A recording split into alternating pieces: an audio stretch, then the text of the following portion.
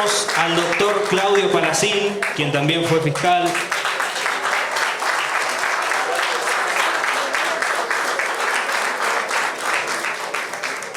Bien, vamos a prestar atención a este panel de lujo entonces y los dejo con nuestros expositores.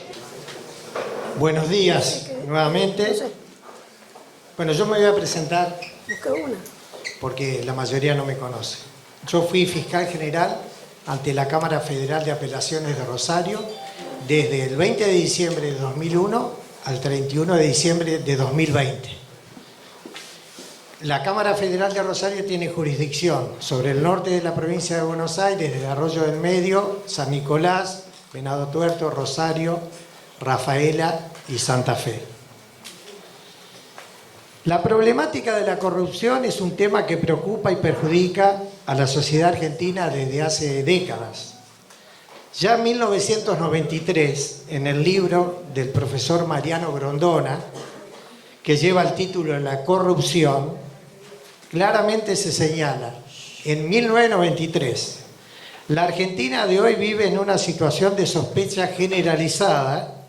Los ciudadanos sienten que están inmersos en un estado de corrupción que hasta ahora nadie ha logrado desarticular, mientras que los desórdenes institucionales y económicos que azotaron a nuestro país durante décadas por fin parecen haber amainado.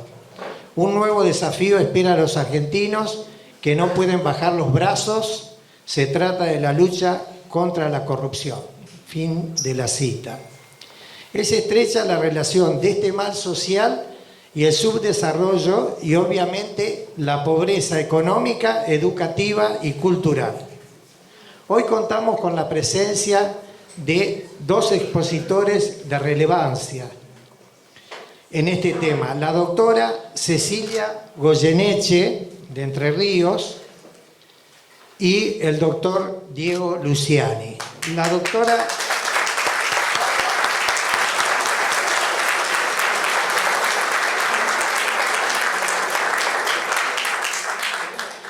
doctora Goyeneche, voy a decir 3 o 4 cosas del currículum de cada uno, porque si no estaríamos hasta las 8 de la noche. Es abogada, especialista en Derecho Penal y profesora de Derecho Penal en la Universidad Nacional del Litoral. Fue fiscal, procuradora adjunta y fiscal anticorrupción del Ministerio Público Fiscal de la provincia de Entre Ríos.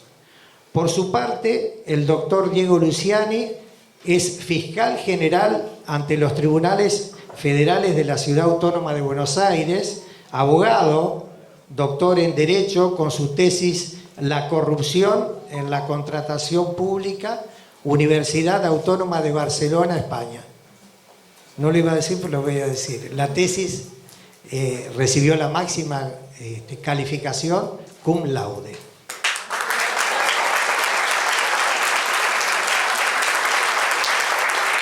Es profesor universitario de grado y posgrado y autor de diversos libros en materia jurídica. Doctora Goyeneche, por favor. Bueno, muchas gracias. Bueno, en primer lugar, muchísimas gracias a los organizadores. Es el tercer año consecutivo que estoy acá, así que gracias a los que me están escuchando también por tercera vez, por la paciencia. Gracias a la Asociación Civil Río Paraná y un enorme placer estar acá y sobre todo porque estoy también acompañada, ¿no? Me toca romper el hielo y yo quiero hablar hoy en día, en estos meses en Santa Fe se está discutiendo una reforma constitucional, así que no voy a dejar de hablar de eso porque me parece que es una de las cuestiones que no podemos desatender es este momento, digamos, cuando se están fijando las bases organizacionales o refijando, reperfilando las bases organizacionales de la provincia, algunas cuestiones no se estén teniendo en cuenta. Pero antes de llegar a eso, quiero explicar por qué voy a llegar a eso, porque esencialmente pensando en la necesidad del combate a la corrupción, la necesidad de que desde el Poder Judicial se juzgue y se condene los hechos de corrupción y sobre todo los hechos de corrupción más significativos. Es algo que todos percibimos, o bueno, estamos aquí todos, un grupo de personas que estamos pensando en eso, ¿no? Pero a la vez hay mucho más trabajo tal vez que el que podemos hacer nosotros o lo que podemos esforzarnos nosotros para lo contrario, ¿no? Para mantener los estándares de impunidad. Esencialmente porque la corrupción es al fin y al cabo un delito económico. Los delincuentes económicos son personas pensantes, digamos, que piensan económicamente, y la verdad que si nosotros nos ponemos a pensar en la evaluación, nosotros partimos de la idea en nuestra organización civil de que las leyes nos imponen alguna forma de conducta. Entonces, a los funcionarios públicos las leyes les estarían imponiendo, en este caso, no llevarse los contratos, no inventar licitaciones para poder cobrarse una buena parte de esas a través de los empresarios amigos, no cobrar coimas. Pero la verdad es que cuando en el análisis económico de la conveniencia o no de realizar estos hechos, la amenaza de pena, la amenaza de sanción penal que tienen nuestras normas, aparece como algo muy lejano. De hecho, tiene hasta un nombre, se llama descuentos de futuro. Esta idea de que el autor de los hechos, en la evaluación de si lo comete o no, va a evaluar si lo descubren, primero, si hay posibilidades que lo descubran. Entonces allí nosotros vamos viendo cuando investigamos hechos de corrupción que cuanto más tiempo están en el poder algunas personas, más huellas van dejando porque más sensación tienen de que no los van a descubrir, ¿no? Entonces van a evaluar si los descubren. Una vez que los descubra, van a evaluar si van a encontrar la prueba, si encuentran, y después van a evaluar si en algún momento va a llegar la posibilidad de que le impongan una pena, y si le impongan una pena, si en algún momento se va a poder cumplir esa pena, ¿no? Entonces, es esta idea de que nosotros descansamos como sociedad en que llevarse el dinero público, usar lo que es de todos para beneficio personal está prohibido, es algo que descansamos con la ilusión de que el autor, del que emprende la posibilidad de cometer un hecho delictivo, se va a atener a esas normas, a veces, aunque sea en base a que no sea interesante hacerlo porque sea más costoso, tenga más costos que beneficios.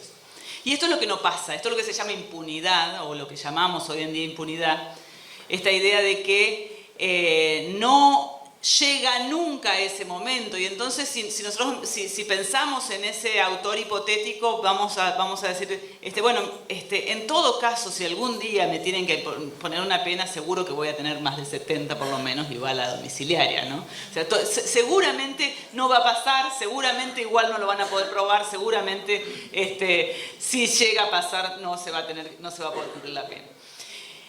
Y la única forma de contrarrestar esto es tratar de lograr eficiencia en la persecución penal, eficiencia en los órganos de justicia. Por eso los fiscales tenemos, yo todavía me pongo en ese lugar porque no lo soy hace un par de años, pero siento que lo sigo siendo.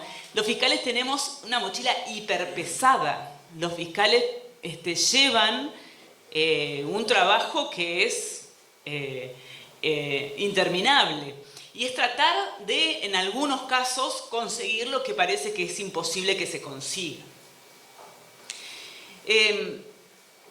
Y para eso, entonces, para pensar en fiscales que tengan la valentía, la entereza, la persistencia, la paciencia de poder conseguir esos resultados, necesitamos fiscales independientes. Y esto es lo que a mí más me preocupa, fiscales y jueces independientes, ¿no? Estamos en una provincia que tiene un sistema acusatorio donde la investigación está en la fiscalía y en un país donde está pasando a ese sistema. Así que esencialmente la carga de la investigación está en la fiscalía, pero también necesitamos de que los jueces tengan los mismos atributos de independencia, además obviamente de la integridad. Y entonces esto es esencial porque los costos de llevar adelante investigaciones contra la corrupción son altos porque en el mejor de los casos los procesos son muy desgastantes. En el mejor de los casos cuando no pasan cosas que terminan con la pérdida de algunos derechos, la pérdida del trabajo, etc. Hoy lo escuchaba a Daniel Santoro que hablaba de las redes de periodistas. Creo que era Santoro o era Capielo, no sé quién era. Santoro era, ¿no?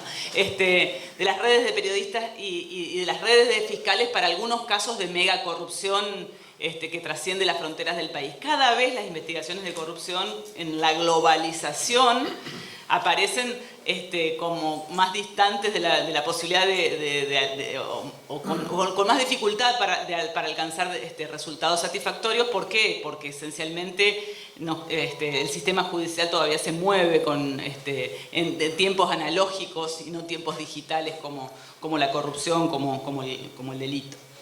Bueno, pero decía todo esto vinculado a la necesidad que tenemos como sociedad de que ese descuento de futuro que pueda hacer un eventual delincuente no sea algo tan seguro. Que empiecen a pensarse que la pena puede ocurrir, que la pena es algo que no está solamente dormida en un código penal, sino que es algo que efectivamente va a pasar. Creo que Diego Luciani y yo estamos acá porque hemos participado, hemos intervenido en casos donde ha pasado algo distinto, ¿no? Dos casos que fueron como íconos, que pasó algo distinto del estándar de que la pena no llegue nunca. Pero como decía anteriormente, para que pase esto tenemos que buscar y tenemos que trabajar pensando en una justicia independiente.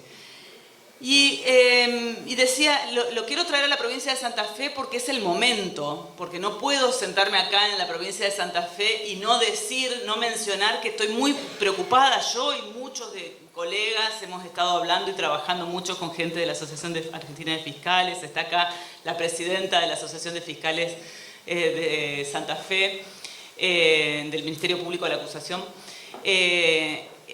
Porque estamos muy preocupados por lo que ha pasado en Santa Fe, por lo que está pasando en Santa Fe y porque el proyecto de modificación de la Constitución parece no atender a la necesidad de que hay estándares que se han determinado, no en Argentina, a nivel internacional, para tratar de conseguir esa independencia en los funcionarios de la Fiscalía y del Poder Judicial en general, para que no nos prestemos, para que no seamos funcionales a un sistema donde la vida, el proyecto de vida, digamos, el proyecto de vida laboral del fiscal puede estar en manos de una definición del propio investigado, digamos, ¿no? O sea, que el propio investigado, el sistema político, sea el que tiene el poder de destituir, por ejemplo, a un fiscal. Entonces, hoy en día se está discutiendo en la provincia de Santa Fe la reforma de la Constitución y, como les decía, hay estándares internacionales que dicen la independencia de las fiscalías y de los jueces está definida o se puede resguardar. La mejor manera de resguardarla es a través de un adecuado proceso de selección, o sea, elegir a los mejores, pero con un proceso que garantice que accedan al cargo precisamente los mejores, de manera objetiva, con mérito, y un proceso, en lo que interesa ahora para la Constitución de Santa Fe, y un proceso disciplinario que sea también un proceso absolutamente cuidado, que evite la intervención del sistema político en ese proceso, o al menos que no tengan el poder de decisión exclusivamente el sistema político. ¿Por qué? Porque nombrando a alguien que no tiene los méritos para ejercer esa función, puedo tener un fiscal no independiente, pero también puedo tener un fiscal no independiente si no puede llevar adelante una investigación porque lo echan del trabajo inmediatamente o porque lo hostigan a través de juris y procesos disciplinarios, ¿no? Entonces, hoy en día se está discutiendo en Santa Fe la reforma de este sistema, del sistema de designación de jueces y fiscales y del sistema disciplinario de jueces y fiscales. Y entonces, respecto de la provincia de Santa Fe, la Asociación Argentina de Fiscales pidió una intervención a una relatora de la ONU, una funcionaria de las Naciones Unidas, para que analice el sistema vigente e indique, denunciando, ¿no?, que el sistema vigente hoy en día en Santa Fe es un sistema que, en relación a las fiscalías, es tremendamente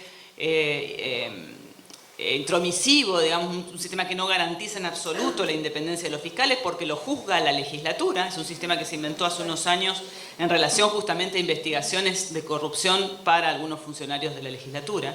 Entonces, la relatora de la ONU hizo un dictamen hace un mes atrás marcando los defectos del sistema existente. Y uno esperaría entonces que ese dictamen que hace la relatora de la ONU no es un documento así, una hojita perdida en el mundo, sino que es un dictamen que se basa en un montón de estándares que se han fijado en sentencias de tribunales internacionales, del Tribunal Europeo de Derechos Humanos, de la Corte Interamericana de Derechos Humanos, que dicen cómo tiene que ser este proceso. Lamentablemente, pese a todo esto, hoy en día ha salido un dictamen de la Comisión de Reforma Constitucional, en la parte que está analizando la reforma del Poder Judicial, donde ninguno de estos parámetros esperables para la designación de fiscales y jueces independientes está siendo respetado. Esencialmente establecen un sistema de designación donde el mérito no aparece prácticamente nombrado, y lo más peligroso es que establecen un sistema donde el fiscal general, el jefe de todos los fiscales, es destituido por mayoría simple de la legislatura, es decir, están pensando en una fiscalía sin libertad por parte de la cabeza, y la verdad que, como todos sabemos, ninguna institución, y sobre todo si es una institución vertical, puede funcionar libremente o independientemente si su cabeza no tiene independencia. Y además están estableciendo un sistema de juzgamiento de fiscales donde se va a asignar aparentemente esa función a 7 personas, 4 legisladores, 2 abogados de la matrícula y un juez o fiscal. Con lo cual, resolviendo por mayoría simple, con lo cual la legislatura va a seguir teniendo todo el poder de decisión. Esto no hay que inventar nada, ni romperse la cabeza para entenderlo. Tiene que ver con una preocupación por mantener un sistema de poder, y lo podemos ver en otras cosas, ¿no? Cuando otras provincias legislan y establecen las fiscalías temáticas anticorrupción, en Santa Fe eso no aparece como idea, ¿no? Entonces, creo que lamentablemente es una situación que es preocupante, que, bueno, por otro lado, en estos momentos en la Corte Nacional se están discutiendo algunas sanciones impuestas a fiscales santafesinos, con este sistema tan cuestionado que en lo esencial se va a replicar en la Constitución, al menos para algunos funcionarios, para la destitución del fiscal general de la provincia. Bueno, pero creo que si bien esto es lo que se está discutiendo, yo lo quiero poner sobre la mesa, quiero decirlo porque me parece que no es algo que sea de interés exclusivamente de los convencionales constituyentes, no es algo que sea de interés exclusivamente del sistema político, es algo que es de interés para toda la ciudadanía. Y la verdad que nosotros podemos pensar mucho, debatir mucho sobre cómo combatir la corrupción, y seguramente de aquí van a salir muy buenas ideas sobre cosas para hacer y sobre todo la visibilización de que esto es algo que moviliza a una parte importante de la ciudadanía.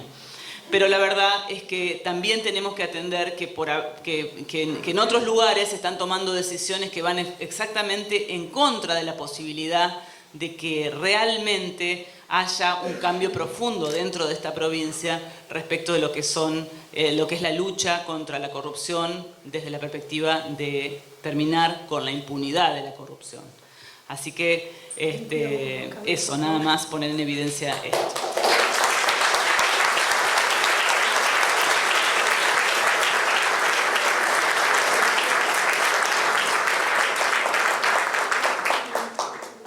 Bueno, ¿se escucha? Antes de cederle la palabra a Diego Luciani, que es nuestra estrella jurídica hoy, con la doctora Cecilia Goyeneche, yo quiero destacar algo que surge a la vista, ¿no? Que ambos expositores cuentan con sólidos conocimientos en derecho y experiencia judicial. Pero además, los dos tienen cualidades sin las cuales no hubiesen actuado como lo hicieron en causas de trascendencia institucional. ¿Qué tienen? Templanza, fortaleza y valentía. El doctor Julio César Estracera, que creo que todos lo conocemos, que fue el fiscal principal en el juicio a las juntas militares, él decía que un magistrado debe saber aplicar el derecho. Y eso no es tan fácil. No hay que ser ningún genio, remarcaba, pero sí hay que tener coraje y sentido común. Coraje y sentido común. Preparación tienen todos los jueces y fiscales del país. Y muchos de mis colegas fiscales, muchos, la inmensa mayoría, en Corrientes, en Salta, acá en Santa Fe, en Córdoba, en todos lados, impulsan las causas. Ninguna duda nos cabía a nosotros que lo conocemos a Diego, que a raíz de lo que dijo la doctora recién Cecilia Goyeneche, está muy bien estructurado el Ministerio Público Fiscal de la Nación, con una cabeza, la Procuración General, que está dirigida por el doctor Eduardo Casal, procurador interino, porque es el procurador fiscal ante la Corte de mayor antigüedad. Por eso él asumió, cuando renuncia la doctora Gil Carbó, él asume la Procuración General. No es que andaba deambulando por una plaza y lo llamaron para que ocupe el cargo. Lo que sucede es que el gobierno no logra los 2/3 para proponer un candidato y un procurador definitivo. Diego, yo tuve el honor de presidir el tribunal que lo seleccionó, porque él rindió primero para Rosario y luego, por una cuestión institucional, fue trasladado a Buenos Aires. Pero todos los fiscales que fueron designados, todos pasan por un sistema de evaluación de antecedentes y una prueba oral y escrita. Y Diego fue uno de los tantos, como los 3 fiscales federales de Santa Fe y otros fiscales más. Es decir, que nosotros no tenemos, a nivel federal, yo digo no tenemos, porque ya no estoy más, estoy jubilado, pero me siento hasta el último día un fiscal. No tenemos esos problemas. Muy bien lo ha señalado la doctora Goyeneche. ¿Cómo puede ser que los fiscales de la provincia de Santa Fe, del Ministerio de la Acusación, y tengo varios amigos ahí, sean juzgados por la legislatura de la provincia? Ese es un régimen propio de otros lugares extraños, como puede ser Cuba, una Asamblea Nacional. No resiste el menor análisis. Es un tema muy grave. Yo quería referirme a algunas cosas que hablaron los periodistas en cuanto a los mecanismos, porque hay una creencia de que la Argentina no cuenta con las instituciones y con las normas necesarias. Tenemos la inmensa mayoría de las normas, y los que fallan son las personas que tienen que ejecutar. Está todo, es como un cirujano que tiene que operar, tiene todo el instrumental, pero si el cirujano falla, si el cirujano no hace lo que tiene que hacer, ahí vienen los problemas. Los problemas son, en su inmensa mayoría, las personas que tienen poder de decisión y no toman las medidas que tienen que tomar. Ese es el problema. Quiero referirme a Bailaque, porque yo tuve, como le contaba, 19 años como fiscal general ante la Cámara Federal de Rosario. Y en las audiencias orales, mis colegas de baja instancia, está la primera instancia y cuando hay apelación del fiscal o del defensor, sube a la Cámara. Y yo era el único fiscal ante los 6 jueces de la Cámara. Lo he denunciado muchísimas veces a Bailaque. Cuando los defensores me decían que diga el fiscal a quién se refiere que pone palos en la rueda. Al doctor Bailaque. ¿A quién me voy a referir? Eran comentarios. Los fiscales me decían, Claudio, no nos da las órdenes de allanamiento. Demora 3 años, se nos van los narcos. Entonces, ¿qué les quiero decir a ustedes que sepan? Hay que corregir el funcionamiento de los tribunales superiores, porque cuando un tribunal superior le dice a un juez federal, le revoca el sobreseimiento, que es una absolución anticipada, lo liberan de la cárcel, que tiene que investigar y a los 6 meses vuelve a sobreseer, ¿qué tiene que hacer el tribunal superior? Mandar los antecedentes al Consejo de la Magistratura. Porque entonces siguen pasando los años y se sigue tirando, digamos, la pelota afuera de la cancha. Eso quería remarcarlo. Es decir, aparte en cada expediente, ¿no es cierto? Y además de las auditorías que tienen que hacer. Yo quiero terminar con esto, antes de cederle la palabra a Diego, que tan grave como la corrupción es la impunidad. Porque corrupción hay en todas las sociedades, en mayor o menor medida. Pero lo más grave es la impunidad. Muchas gracias.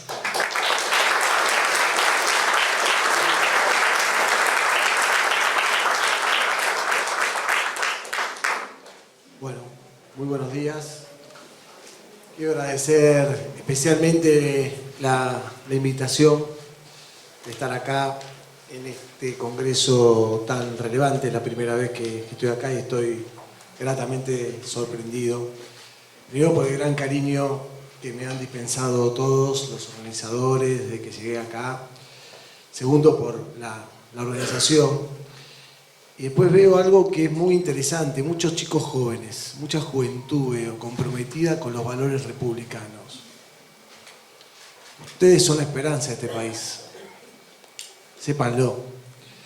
Sépanlo, este país se construye con valores, con integridad. Gracias, Claudio, por invitarme. Estoy viendo a Martín ahí atrás, un compañero. Dimos juntos el concurso fiscal acá en Santa Fe. Gran persona, gran fiscal. Es un lujo compartir con Ceci también este panel. Y escuché también el panel anterior, que fue un lujo también total. Los felicito a los oradores. Vamos a hablar un poco sobre corrupción y se habló, creo que alguien dijo que la corrupción ya viene hace muchísimos años, y claro que sí. Hace más de 30 años nuestro país está siendo atacado por gobernantes corruptos que se enriquecen de manera obscena a cambio del sacrificio de la sociedad. Cuando todos los organismos de control se encuentran parasitados por la corrupción, como ha ocurrido en este país durante tanto tiempo y lamentablemente sigue ocurriendo, pero en especial cuando los organismos de control están parasitados durante 12 años que no se actúa, la sociedad ve en los fiscales, la sociedad ve en los jueces la última alternativa de poner freno a los abusos de poder de que se niegan sistemáticamente a llevarse puesta la Constitución Nacional. Cuando la corrupción es endémica, también la justicia tiene un rol dirimente para poner un límite a la gran corrupción e impedir la impunidad de los corruptos. Lamentablemente, Argentina durante mucho tiempo, y la justicia en particular, ha sido garante de la impunidad de los corruptos. Venimos a patear el tablero, lo dije el otro día, venimos a patear el tablero. Esta realidad tiene que cambiar, tiene que modificarse. Y lo hicimos, por eso los fiscales somos piezas claves en cuidar a la ciudadanía de los atropellos, de las arbitrariedades. Estos atropellos y arbitrariedades que nos tiene acostumbrados a veces el sistema político corrupto, ¿no? Y este mandato social y constitucional yo siempre lo tuve en cuenta. Y yo como fiscal tengo en cuenta que cuido los intereses generales de la sociedad. Nosotros como fiscales cuidamos los intereses y las causas nobles y justas. Los fiscales somos defensores de los ciudadanos y así nos tiene que ver la ciudadanía. Un pueblo que ya está hastiado de la corrupción, ¿no? Y que ya no quiere más corrupción. Y digo, muchas veces a nosotros los fiscales, bueno, somos acusadores, ¿no? Nosotros, en rigor de verdad, tenemos que regirnos con objetividad siempre, ¿no? Tenemos un rol, sí, tenemos un rol de parte. Pero la palabra acusador a veces no es muy simpática, ¿no? No, me parece que nos tenemos que poner de este lado. Nosotros defendemos los intereses de la sociedad. Y también defendemos los intereses de la sociedad, una sociedad que pide a nuestros gobernantes transparencia, integridad, austeridad, cuidado, rendición de cuentas. Una sociedad que comienza a despertar y que nos dice que ya no tolera que los partidos políticos sean el refugio de los corruptos, que los partidos políticos pongan en sus listas a personas condenadas por hechos de corrupción y que no pase nada. ¿Pero dónde están los valores de integridad de los partidos políticos? ¿Dónde quedaron realmente? Los partidos políticos se ven una verdadera democratización con valores de integridad y de ética y que no toleren la corrupción. En cualquier otro país esto no sucede. En Argentina es excepcional todo. Y peor aún, que los partidos políticos y los políticos banalicen la corrupción y se crean por encima de lo que decide la justicia. Son jueces de los jueces. No, nosotros creemos que esto no es una sentencia que es nula. ¿Perdón? ¿Desde cuándo? La división de poderes, lo importante que es. Hablaba Cecilia recién de la independencia de los fiscales, ¿no?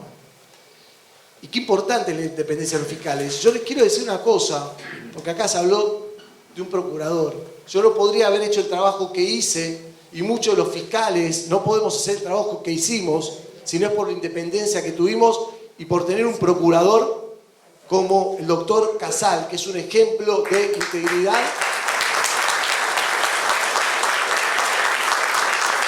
y de independencia.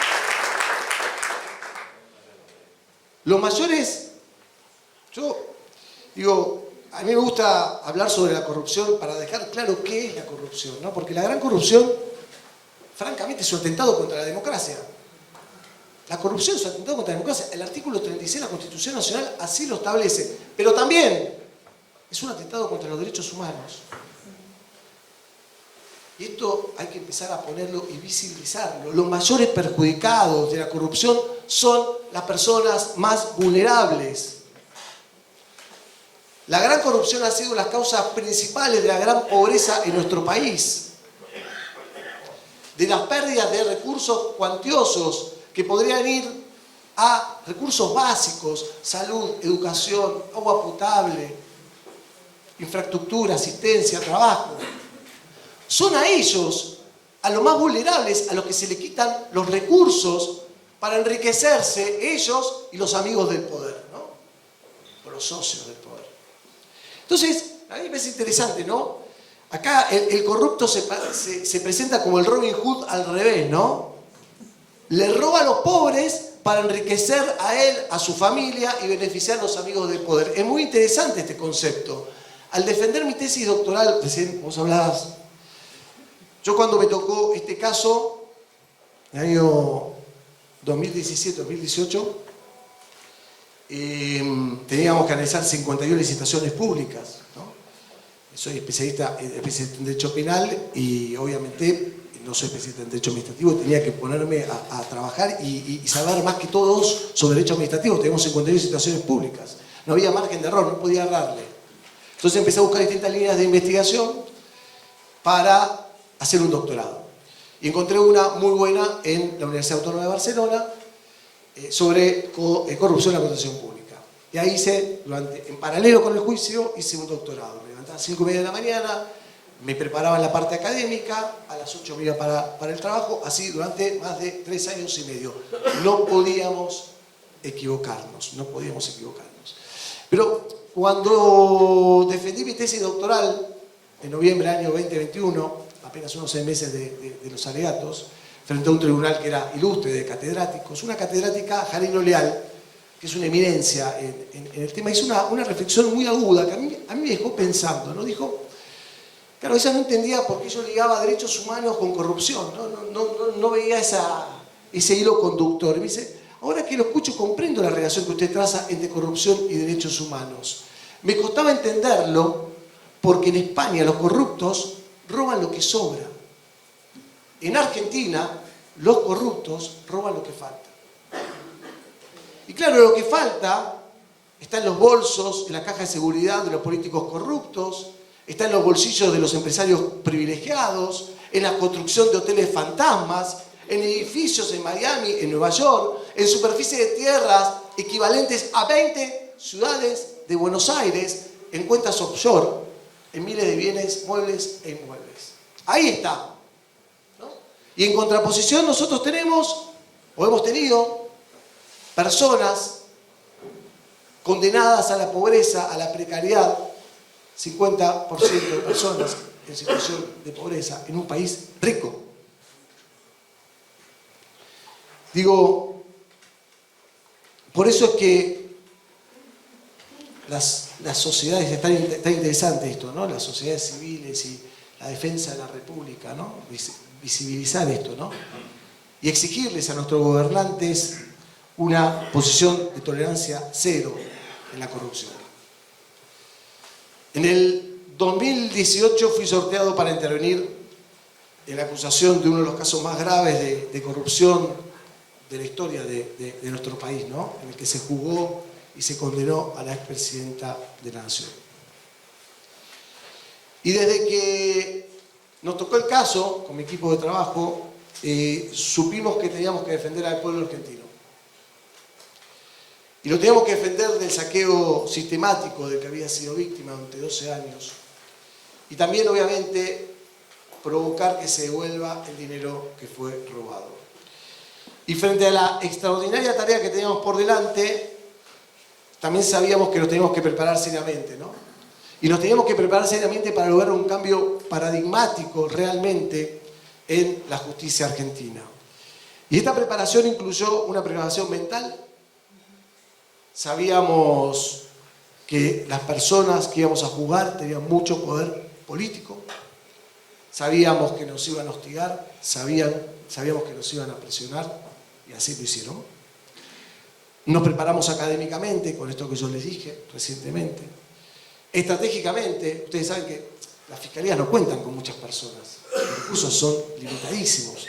En mi fiscalía yo tenía 12 personas, hay que tomar decisiones, que son decisiones de liderazgo, es decir, bueno, quiénes están en mejores condiciones de seguir este caso y quiénes siguen con el resto de los 200 casos que tenemos en la Fiscalía, vinculados a trata de personas, narcotráfico, corrupción.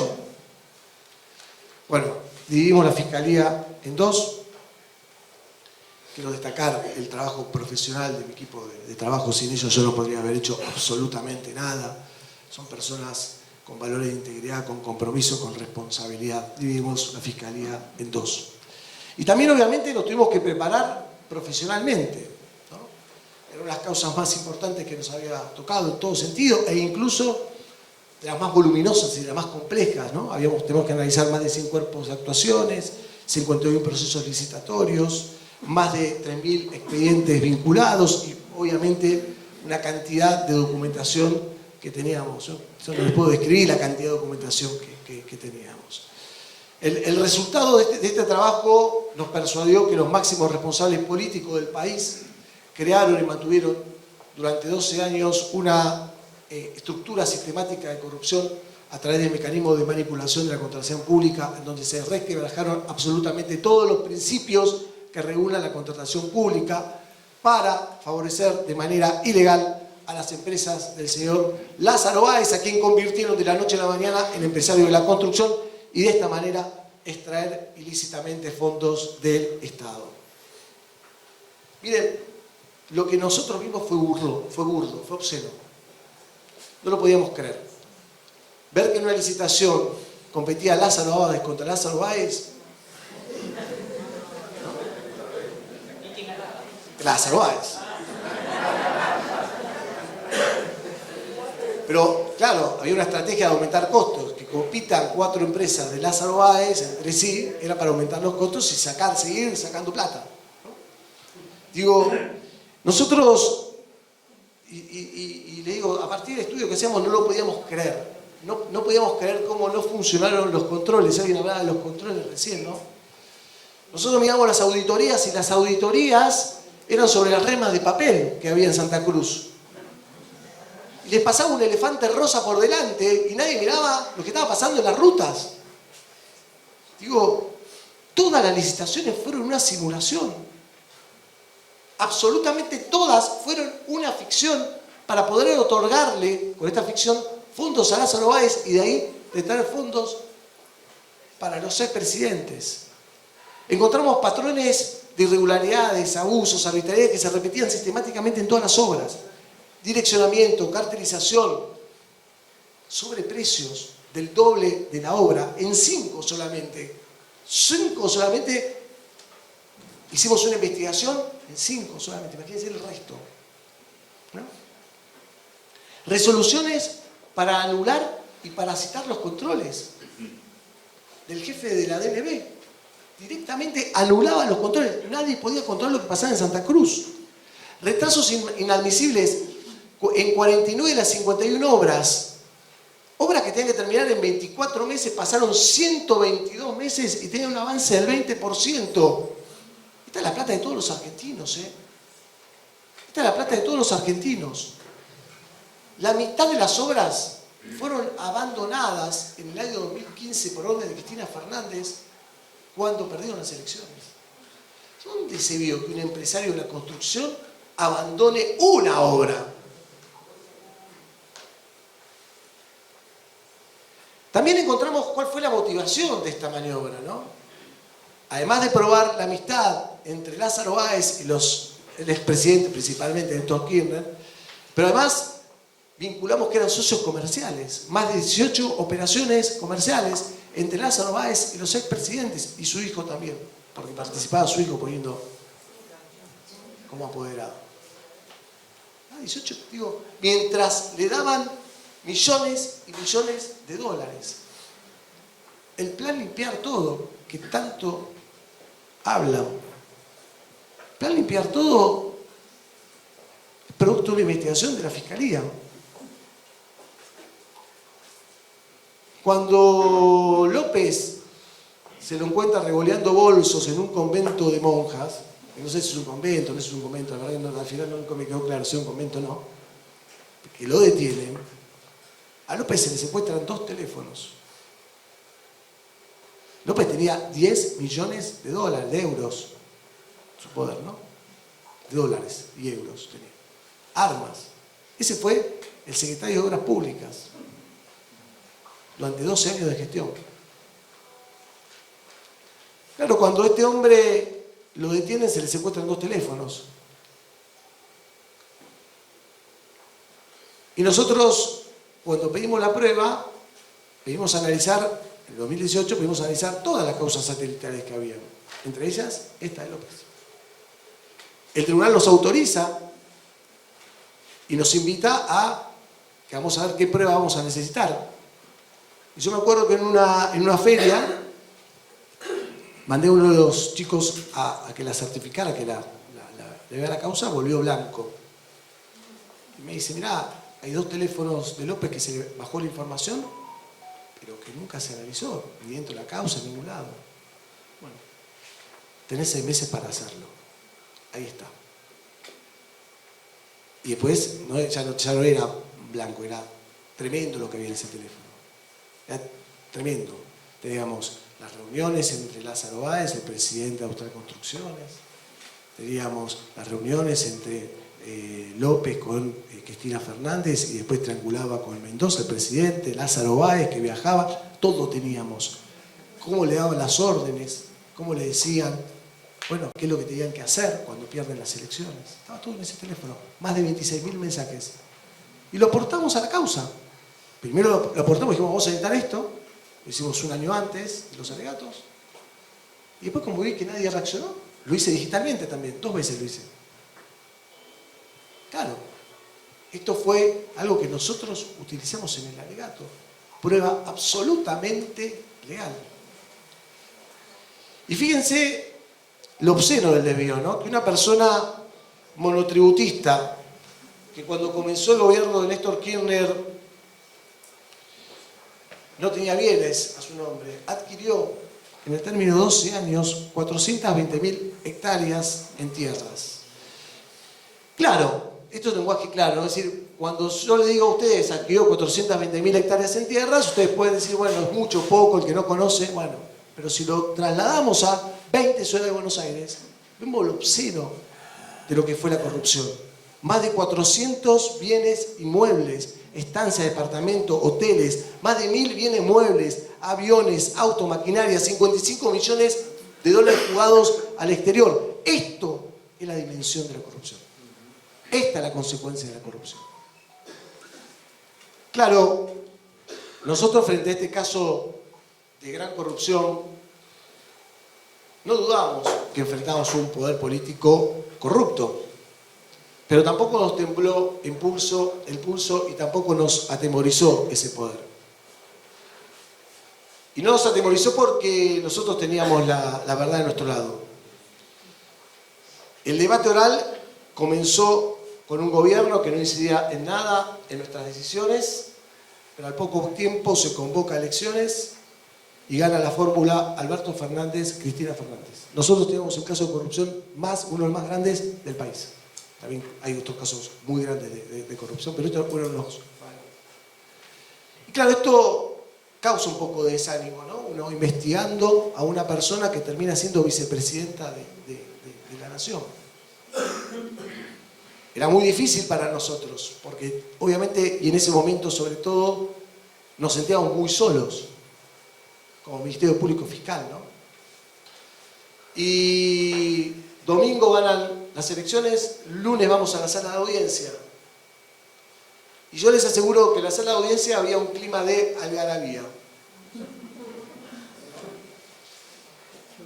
Algunos abogados fueron excelentes y trabajaron muy bien su caso, con mucho respeto. Otros no, fueron muy desleales. Alguno gritó por atrás, ¿qué hacen ustedes acá? Nos preguntaban nosotros a los fiscales, ¿qué hacen acá? ¿No se dieron cuenta que se terminó todo? Pensaron que por ganar las elecciones iba a reinar nuevamente la impunidad. Y ese fue un gran desafío que teníamos nosotros por delante, ¿no?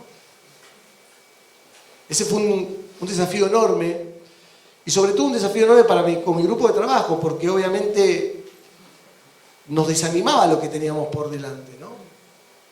Parecía que iba a ser un esfuerzo, y fue un esfuerzo titánico, tener esto por delante, todo un poder político enfrente de uno, ¿no? Y uno sentirse solo, por eso digo siempre, ¿no? La independencia de los fiscales.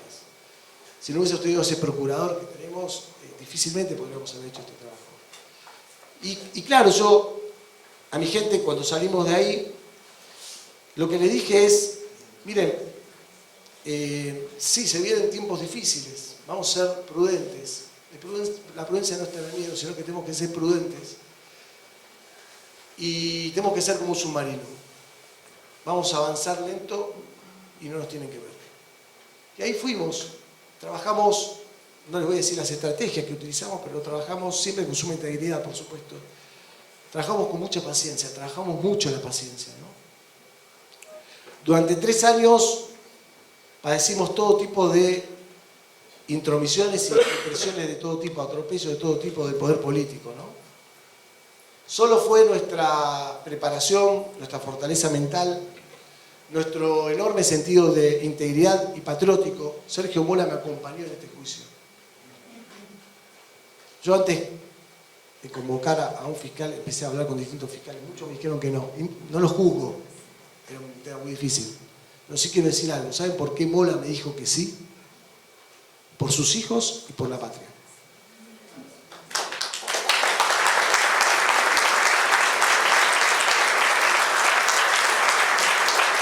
Ese es Mola. No tenía más nada que hablar. Él no tenía experiencia en juicio, no tenía más nada que hablar. Compartimos valores, compartimos criterios. Ahí vamos. Es el camino por el que tenemos que ir. Un fenómeno. Una gran persona, ¿no?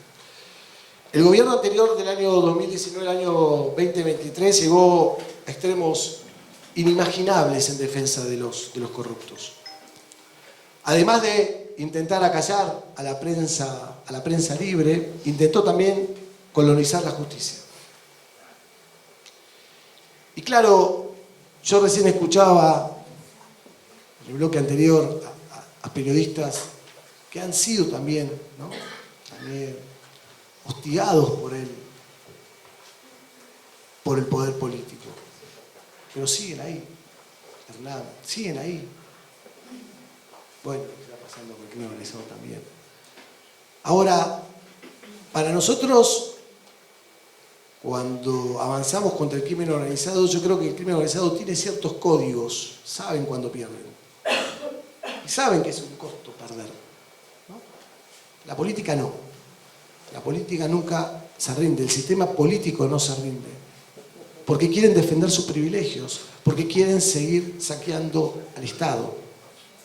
Entonces, claro, nosotros nos vimos, les quiero decir, un contexto en el cual nosotros teníamos por delante, además de analizar una causa sumamente compleja, nosotros veíamos un contexto que estaba pasando en el país. Por ejemplo, un proyecto de unas diputadas oficialistas para que en casos de corrupción se declaren las nulidades si los medios de comunicación hacían publicaciones previas. Esto era un proyecto de ley.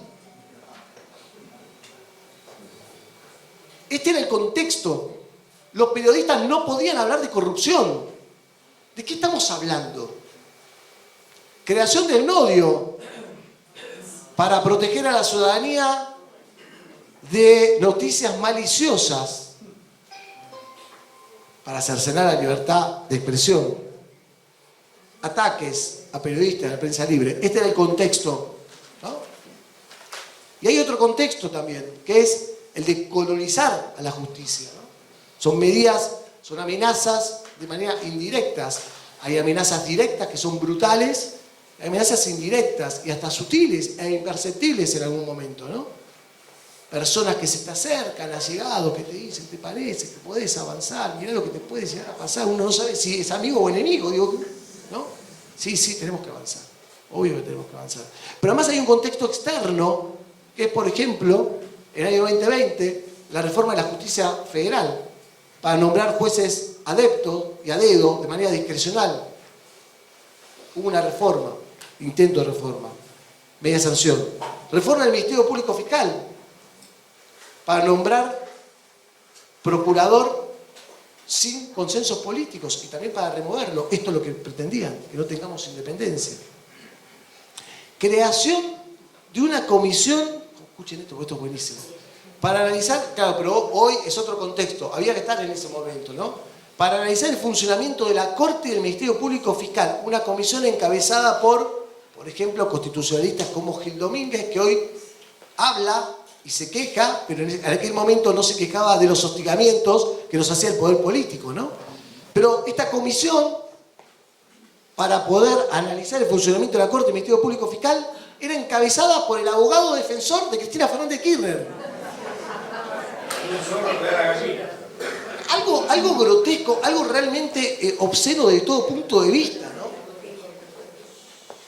Y claro, todo esto no terminó en ley porque funcionaba la división de poderes, porque el Congreso también lo frenó. Y esto es importante también, ¿no? Porque todas estas reformas se promovieron en plena pandemia, cuando los argentinos estábamos asustados, preocupados, una crisis sanitaria enorme. Por atrás metían esto, el gobierno debía estar interesado en estas cosas, ¿no? En lo que era lo sanitario, ¿no? El contexto de muerte que vivíamos. Bueno, La división de poderes en nuestro país hizo que esto no se transformara en México, lo que es México hoy, ¿no? Que se vota a los jueces. México vota a los jueces. Y hacen propaganda, que yo tengo el mejor chicharrón y... Es algo, pero de verdad, ese tipo hoy es ministro de la Corte Suprema de Justicia de México. Digo, fíjense la importancia, como decía Cecilia recién, de la independencia, ¿no? De la independencia de los poderes, la división de poderes. Pero además, internamente también. Recordemos, la Oficina Anticorrupción desistió de su rol de querellante en la causa. Vino Félix Kraus y dijo, no somos más querellantes, nos vamos. La Unidad de Información Financiera, que tiene que investigar los delitos de lavado de dinero precedentes de la corrupción, del narcotráfico, que tiene una posición muy importante en el mundo, la UIF, se transformó en una defensa más. En los alegatos fue bochornoso, pidió absoluciones bochornosas, arbitrarias. Ahora, esto también te habla de algo muy importante, ¿no? La falta de independencia de estos organismos, de la Oficina Anticorrupción, de la UIF, ¿no? Ya desde la base, quien designa a estas personas es el presidente de la Nación, a quien va a dirigir. Entonces, ya no podemos esperar ningún tipo de independencia. Esto es grave, esto es grave. Y los jueces y fiscales comprometidos con los casos de corrupción fuimos directamente sometidos a todo tipo de operaciones siniestras. En nuestro caso se realizó un espionaje de las actividades sociales, académicas, personales, familiares, de muchos magistrados. En mi caso, el mismo poder político registraba si yo había ingresado en algún ministerio de otras épocas para ver si me podían relacionar con otro gobierno. Fíjense. Hubo un diputado oficialista, creo que alguien habló, de Tailade, oficialista, que apenas comenzó mi alegato, solicitó mis declaraciones juradas y las de Mola. Está bien que pida declaraciones juradas, el contexto, pero está bien que las pida. Ahora, ¿qué habrá hecho con eso? Porque nunca dijo nada, lo único que encontró fue deudas. Crédito suba, no sé qué encontró, pero, ¿no? Y la importancia también de vivir de nuestro sueldo. Yo vivo de mi sueldo.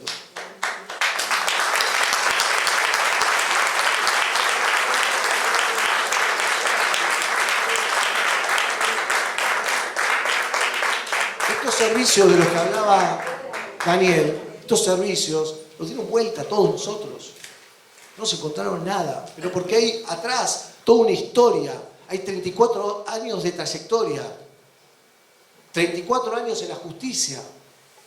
A mí, el año 2013, me nombró Cristina Fernández.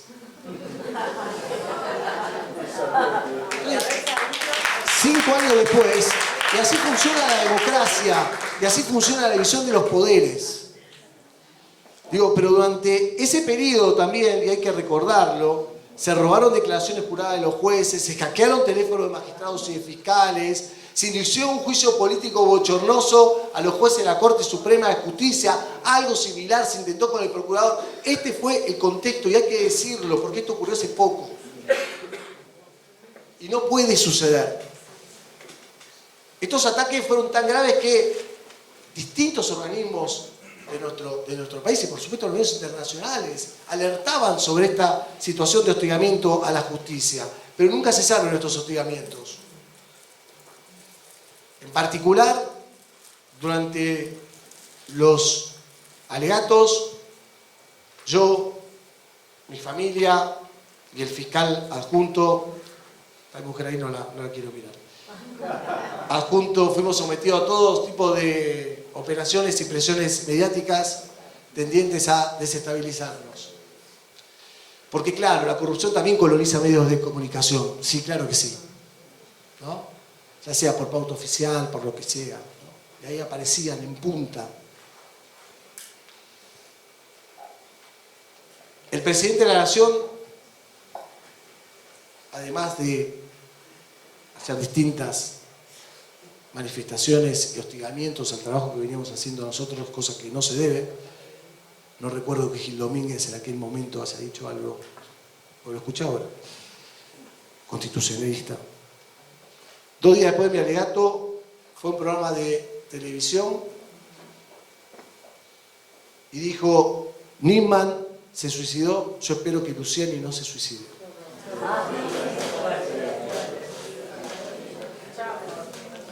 Entonces fíjense la asimetría de poder, ¿no? Un presidente de la nación que le esté diciendo eso a un fiscal, ¿no? Y a su grupo de trabajo, por supuesto su familia, ¿no?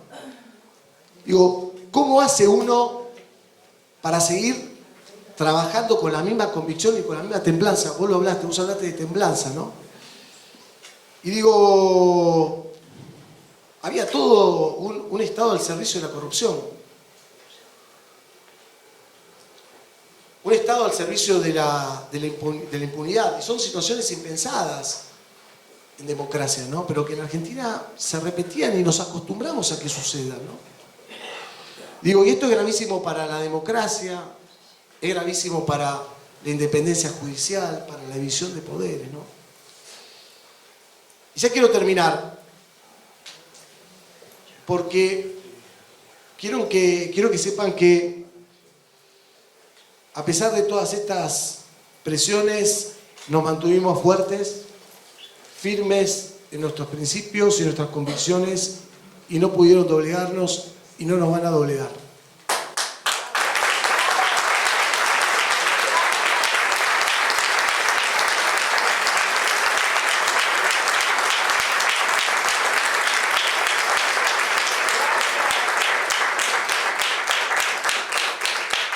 Esto fortaleció nuestra libertad, nuestra independencia, nuestros valores de integridad.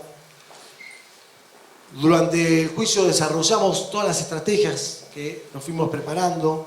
Tuvimos que tener mucha templanza, fueron 3 años y 2 meses de debate, más de 150 audiencias, 600 horas de debate, 600 horas de debate. Y el alegato tuvo una duración de 70 horas, 9 audiencias. Y nosotros aprovechamos todas las herramientas tecnológicas que teníamos a nuestra disposición y lo que quisimos es hacer un alegato en lenguaje claro.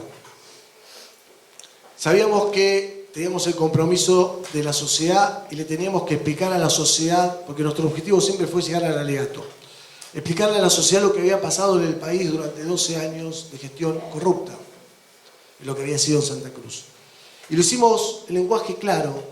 Mostramos gráficos, mostramos la documentación, exhibimos todo y fuimos tan transparentes que hicimos un hipervínculo, un índice con un hipervínculo donde ustedes, está la página de fiscales, donde ustedes se meten en ese índice y van directamente a la parte del alegato que ustedes quieren ver. Está todo el alegato mostrado con un índice interactivo que ustedes, toda la ciudadanía lo puede ver y puede decir si nosotros actuamos bien o mal. Teníamos el deber y la obligación de restaurar confianza social en la justicia y lo hicimos con transparencia y con mucho esfuerzo. Creo que el resultado de todo ese esfuerzo se ve y se vio también porque llegó a todas las instancias del Poder Judicial a avalar nuestro trabajo. Sus responsables de este gran hecho de corrupción han tenido y todavía tienen el cinismo de intentar colocarse en supuestas víctimas de una persecución judicial, del lawfare o un fantasioso plan de proscripción. Claro, y esto lo hacen después del saqueo que nosotros vimos, obsceno, ¿no? Y después de este saqueo obsceno nos dicen que no tienen plata para devolver. Digámoslo muy claro, las únicas víctimas de este verdadero flagelo es la sociedad. Y nosotros no vamos a descansar hasta recuperar todo el dinero que se robaron.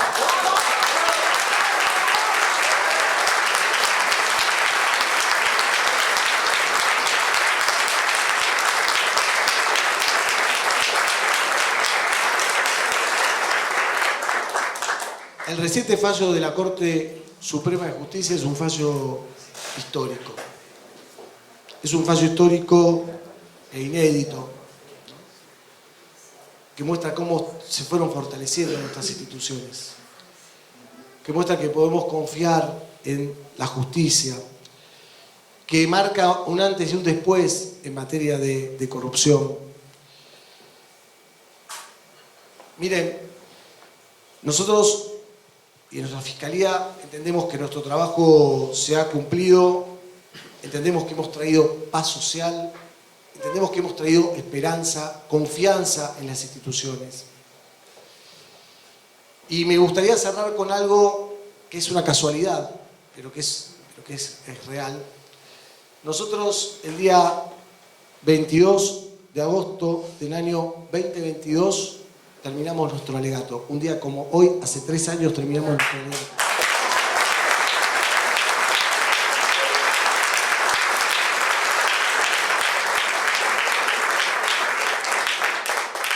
Y nosotros planteamos una dicotomía a los jueces. Esto es corrupción o justicia. Esto es corrupción o justicia. Se lo dijimos hace 3 meses. Hoy es justicia. Gracias.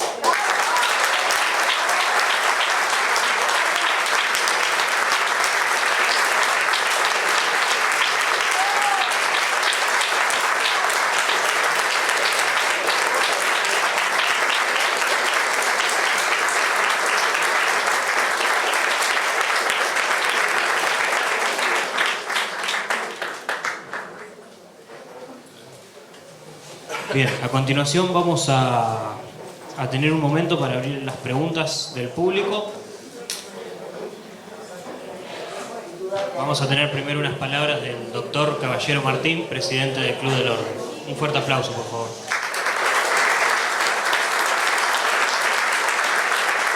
Nosotros, por tercera vez, tenemos el club adherido a los firmes valores republicanos. Y hablando de eso, doctor, el presidente de la Corte Suprema de Justicia, doctor Horacio Rosati, es socio de esta institución desde hace muchos años. Nosotros queremos agradecer primero a todo el público presente. Segundo, a todas las amigas y amigos del Club del Orden que están presentes aquí.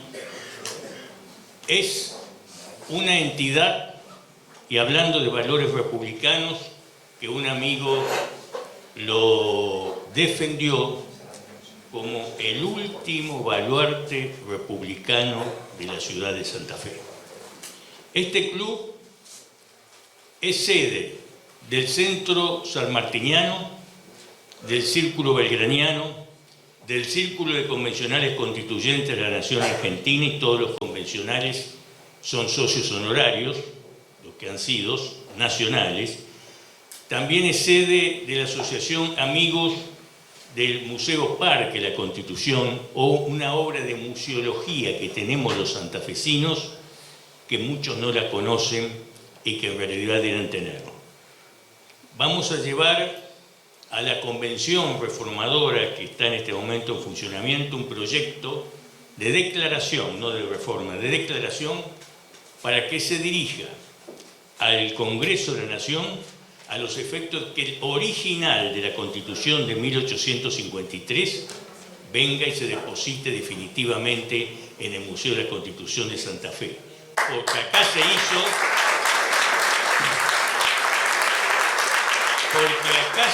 la Constitución y aquí se juró la Constitución de 1853. También la del 60, la del 66, la del 98, la del 57 y la del 94. No la del 49, que no se hizo aquí. Es un orgullo para nosotros haber tenido a todos ustedes, los panelistas, y ahora vamos a tener media hora para hacer preguntas, improrrogables. No venimos a escucharnos los que hacemos las preguntas, Venimos a hacer una pregunta concisa que la van a contestar los panelistas. A mí levantan la mano, yo le voy autorizando, pero tenemos media hora improrrogable. Sea ya, joven.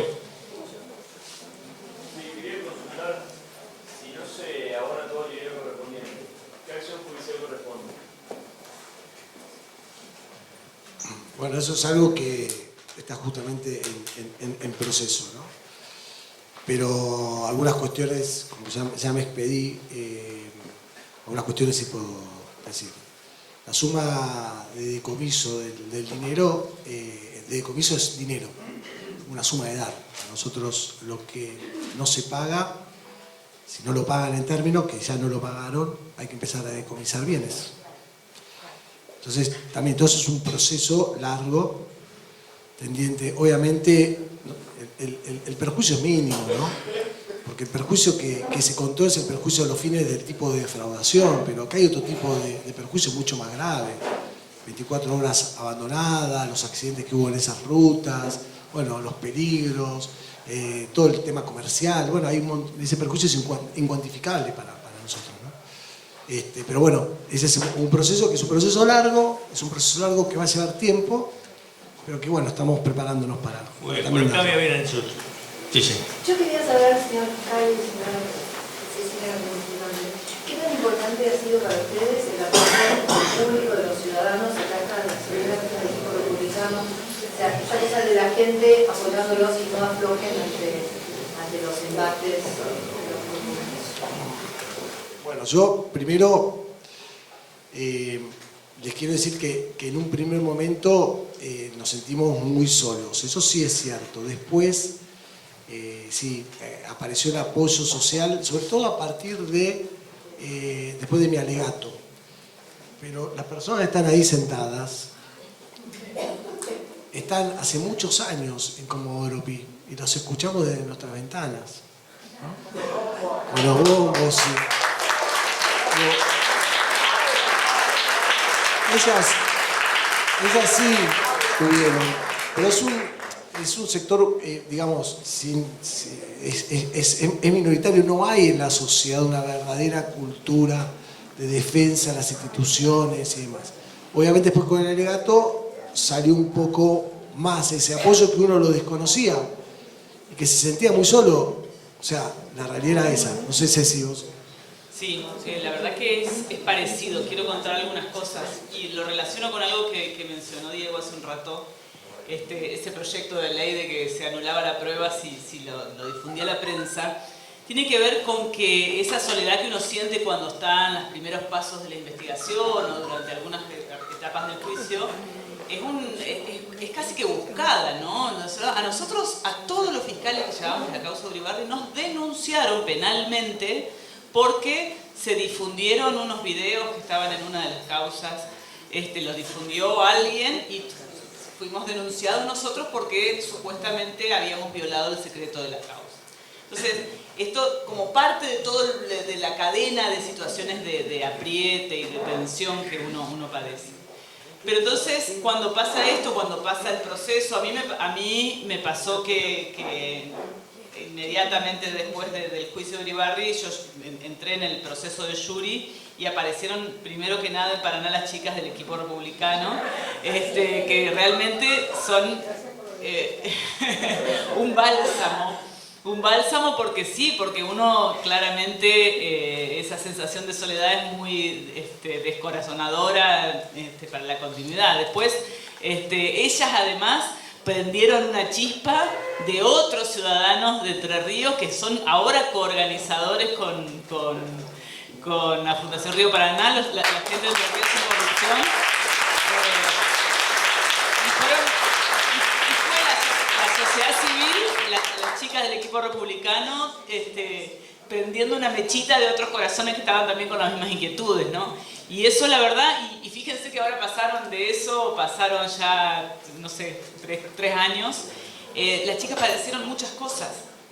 Cuando me hicieron el jury, lo cuento a todos, fueron con los bombos, algo que en Paraná no pasa. No pasa eso, no hay nadie en la puerta de tribunales con bombos.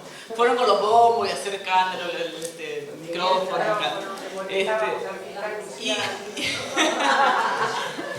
Yo les tuve que pedir que gracias por el apoyo, pero que por favor no, que aflojen un poquito porque no podía hablar. Se escuchaba de mi despacho.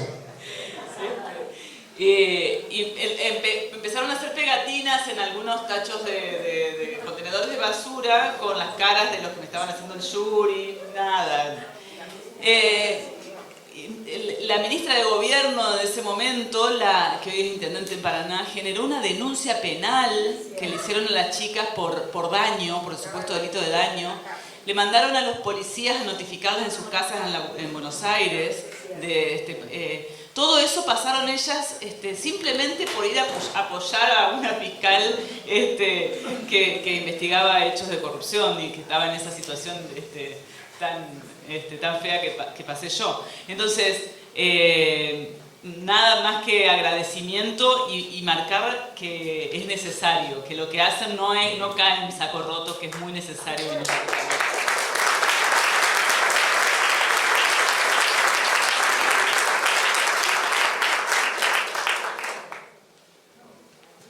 Bueno, Cecilia, Diego, han hablado un montón sobre lo importante que es la independencia para los fiscales. Y la verdad es que en Santa Fe desde el año 2017 no hay independencia. Desde el año 2017 la legislatura se quedó con el poder disciplinario sobre los fiscales. Ese proceso de deterioro institucional siguió hasta el día de hoy, pero se fue agravando cada vez más. Se empezaron a hacer concursos donde no hay más orden de mérito, donde hay una decisión discrecional del gobernador en la lista. Todo eso, lamentablemente, y tengo que decir algo más. Ahora se nombraron en el último concurso fiscales adjuntos subrogantes. Duran en el cargo 4 años. Y si se portan bien, quizás los dejen como definitivos. Todo esto, lamentablemente, vemos que se va a constitucionalizar, aparentemente, porque el dictamen de mayoría disfraza, digamos, todo esto y lo mantiene en la nueva Constitución. Lamentablemente, y por eso me parece tan importante ver tanta gente acá, ¿no? Lamentablemente la ciudadanía es como que no está al tanto de lo que está pasando, no está internalizando esto, es como que el Poder Judicial está puesto como el enemigo de la sociedad, cuando en realidad somos la última barrera del poder contra el ciudadano de a pie. Así que yo les agradezco un montón a los dos que hayan venido acá y todo lo que han dicho. Perdón, no era una pregunta, les pido 1000 disculpas. No, le quiero aclarar una cosa, Azul. En la convención hay solo 4 periodistas acreditados. Claro. ¿Cómo va a trascender la cosa? No. Los medios acreditaron cada uno. El TN tiene uno, el Litoral tiene otro, el 29 tiene otro, y los medios tienen otro. Pero no hay más. ¿Puedo decir una cosita en relación con eso? Viviana es fiscal en Rosario. Perdón. Yo te hablo. Viviana es fiscal en Rosario, es la presidenta de la Asociación de Fiscales del Ministerio Público de la Acusación, a quien yo mencioné hoy, y vino específicamente porque se tomó el trabajo de venir desde Rosario para poder conversar también de esto y para marcar la preocupación que hay dentro de toda la Fiscalía, entre todos los fiscales provinciales. Y enfatizo una cosita más. Así, si dominan la posibilidad de destituir a los fiscales, tienen la posibilidad de destituir al bueno y de preservar al que, como Bailaque, estuvo tantos años evitando las investigaciones. Eso me parece que es muy fácil de entender, tenemos que ser voceros de estos cuestionamientos. Joven. Bueno, en primer lugar, les quiero agradecer en parte de todo el pueblo argentino por haber devuelto la esperanza que tanto se había perdido. Yo tengo 33 años, me recibí de abogado y crecí en una Argentina donde la impunidad era la regla y no la excepción.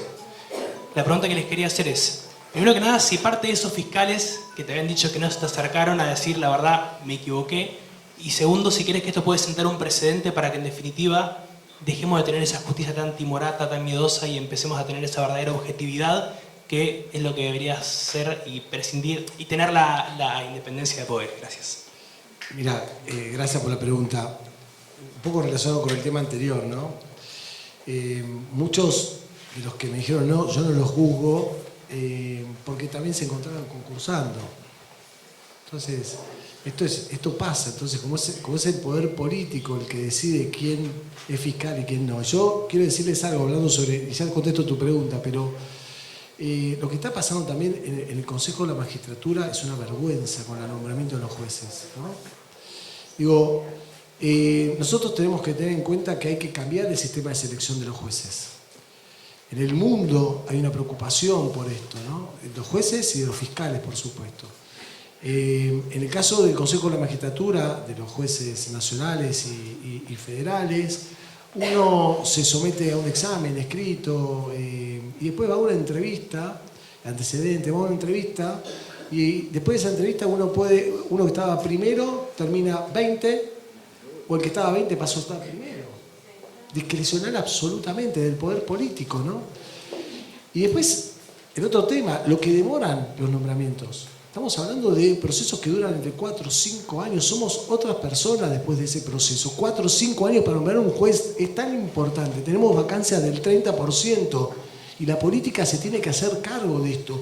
Tenemos vacantes del procurador, por mí que se quede siempre el procurador y que lo nombren a él como procurador, pero digo, hace 7 años que la política no se puede poner de acuerdo en nombrar un juez de la Corte.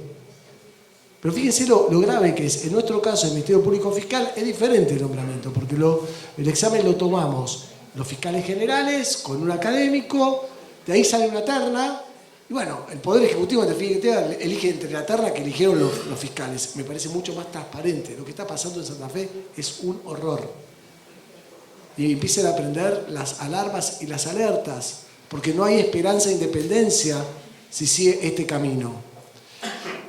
Y ahora voy a tu pregunta. Yo creo que esto, digo, no lo juzgo, cada uno tenía sus razones, había que ser, no sé, digo, en ese caso, en el contexto en el que yo te conté, era muy difícil, así que no lo juzgo.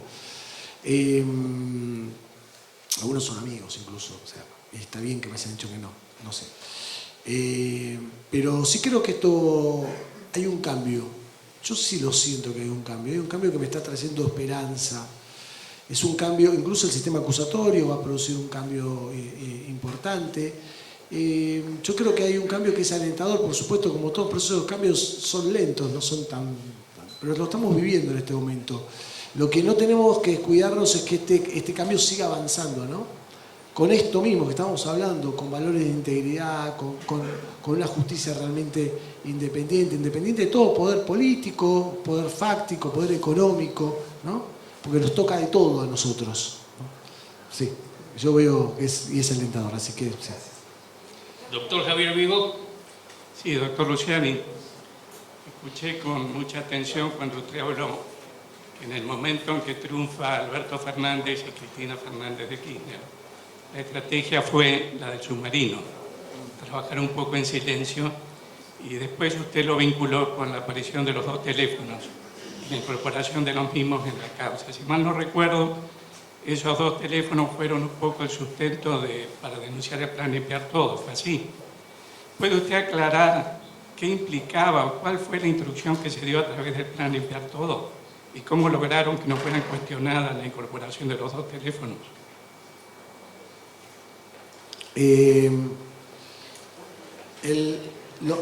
Como dije recién, los teléfonos de López y la causa de López fue una causa que nosotros pedimos de entrada en la prueba, ¿no? Y que fue admitido por el tribunal. Para nosotros, el análisis que hacemos de ese teléfono, 26.000 mensajes, es un hallazgo increíble, ¿no? Es un hallazgo increíble, donde se desnudaba la corrupción, ¿no? Se desnudaba la corrupción desde el mismo lugar de la corrupción, ¿no? Y no solamente había mensajes que a nosotros nos eran interesantes para nuestra causa, que eran importantes para la prueba, para nuestra causa, sino también de cómo era la obra pública en general, el robo en general, ¿no? Y eso también lo denunciamos nosotros. Nos llamó la atención que nadie lo había denunciado, nos llamó la atención que nadie lo había analizado. Una de las objeciones que se hicieron es que nosotros ampliamos el objeto procesal con el plan Limpiar Todo. No ampliamos nada, es una prueba más, una de las tantas pruebas que nosotros utilizamos. El objeto procesal sigue siendo el mismo, se mantiene inmutable, y nosotros lo que hicimos es demostrar la red de corrupción que había detrás a partir del plan Limpiar Todo, que ellos mismos implementaron, porque el plan Limpiar Todo no es nuestro. Ellos limpiamos a todos, dejamos a 1.600 trabajadores en la calle y le echamos la culpa al gobierno que viene. Esa era la idea. Muy bien. Penúltima pregunta, señor De Lucotti.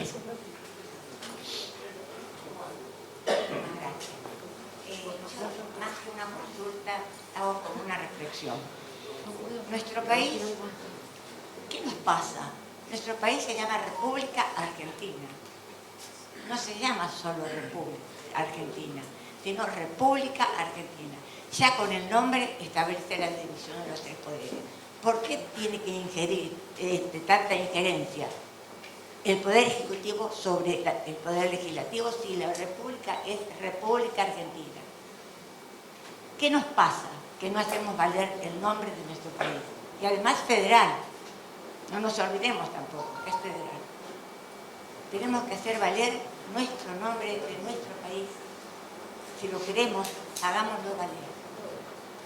Y que no ingiera tanto y moleste permanentemente con diversas cosas al Poder Legislativo, al Poder Ejecutivo. República, cosa de todos. Última pregunta. Sí, señor. ¿Sí? ¿Usted sí? Bueno, antes que nada agradecerle la presencia de personajes tan notables y por causas tan nobles. Durante la exposición que han hecho quedó muy claro que acá en Santa Fe hay un proceso que no está conduciendo a nada bueno, a nada positivo. Gracias a Dios soy ingeniero, no soy abogado, lo tengo muy claro que muchas razones. ¡Qué suerte! Hay aquí personas notables, la presidenta de la Cámara de Diputados correctamente, Cecilia, obviamente Diego. La pregunta es, el proceso hacia un nuevo desastre está en camino, aquí en Santa Fe. Usted mismo, Diego, le puso palabras correctas, caos. La pregunta es, ¿qué se puede hacer?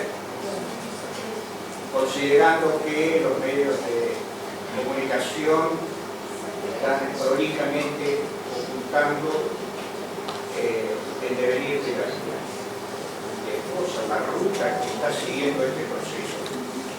Claramente fue hecho para la reelección y no para ninguna otra reelección del gobernador y no para ninguna otra causa. Pero la pregunta completa es, dado la situación, ¿qué es lo que se puede hacer? Vía regla legal, carta abierta, lo que sea. Pero tal vez el momento actual sería ahora. Sí, creo que bueno, ahora a continuación el panel que viene es el de la sociedad civil, un poco para pensar entre todos qué vías hay para actuar desde la sociedad civil, ¿no? En este caso me parece que estamos sobre la urgencia de que esto se está debatiendo, ¿no? Creo que lo más interesante sería ponerlo en discusión, digamos, que se sientan observados. Creo que lo único que se me ocurre es esto, digamos, tratar de conseguir que se sientan observados, de que así como hay un grupo de fiscales que logró un dictamen de una funcionaria de la ONU, hay otros ciudadanos comunes que están sabiendo que esto está pasando y que no es bueno para el futuro de la provincia. Creo que ese es el problema, no tiene que ver con malas intenciones siquiera de los que están resolviéndolo, no es esto lo que estoy diciendo. Creo que si lo piensan bien se van a dar cuenta que están construyendo un sistema que no augura nada bueno para el sistema judicial provincial. Muy bien, una pregunta de Yapa, doctor Cecchini.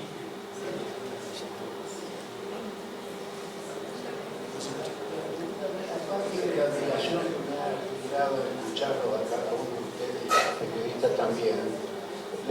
No es una pregunta, sino que quisiera que hagan una reflexión, ya que se habló tanto de la independencia, la necesaria independencia del Ministerio Público Fiscal.